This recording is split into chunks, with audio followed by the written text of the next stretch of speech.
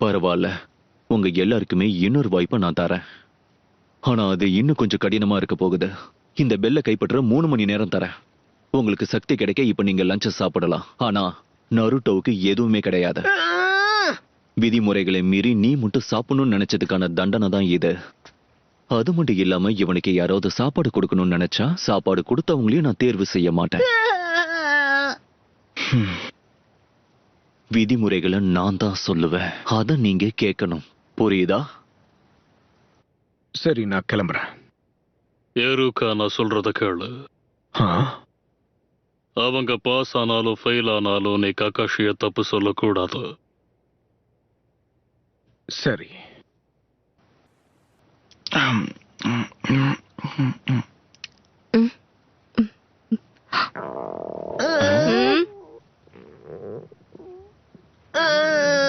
இதெல்லாம் பெரிய விஷயமே கிடையாது. எத்தனை நாள் ஆனாலும் எத்தனை வாரம் ஆனாலும் நான் சாப்பிடாம இருப்பேன். நருட்டோவுக்கு இதெல்லாம் ஜுஜுபியான விஷயம். இல்ல, எனக்கு பசிக்கல.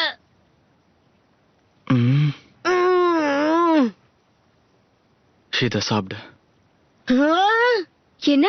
இல்ல சாஸ்கே, அவனுக்கு சாப்பாடு கொடுக்க கூடாது. சென்சே சொன்னதை நீ கேட்டல்ல. ககாஷி இப்ப இங்க இல்ல. ஒன்னா செயல்பட்டா மட்டும் தான் இதுல ஜெயிக்க முடியும். நருட்டோ மட்டும் பசியில இருந்தானா அவனால சிறப்பா செயல்பட முடியாது. அது நம்ம எல்லாரையும் பாதிக்கும். அதனால நமக்கும் தான் பிரச்சனை.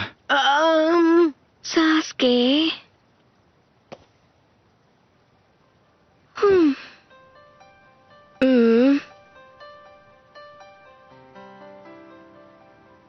சாகுரா,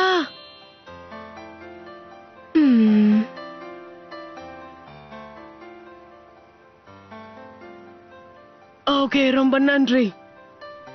எனக்கு நன்றி சொல்றதை விட்டுட்டு சீக்கிரம் சாப்பிடு. ஆனா அது உன்னுடைய லஞ்ச் ஆச்சே.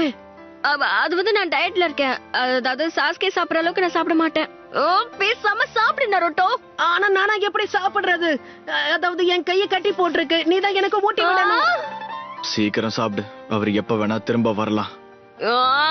இது திரும்ப செய்ய சொல்லாத, புரியுதா? இன்னொரு வாட்டி என்ன ஊட்டி விட சொல்லாத. சரி சரி, புரிஞ்சது சாகுரா.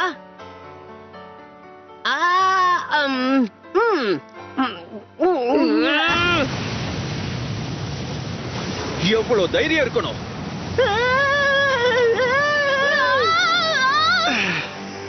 விதிமுறைகளை மீறிட்டீங்க.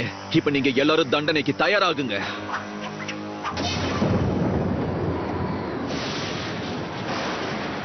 கடைசியா உங்களுக்கு சொல்றதுக்கு ஏதாவது இருக்கா?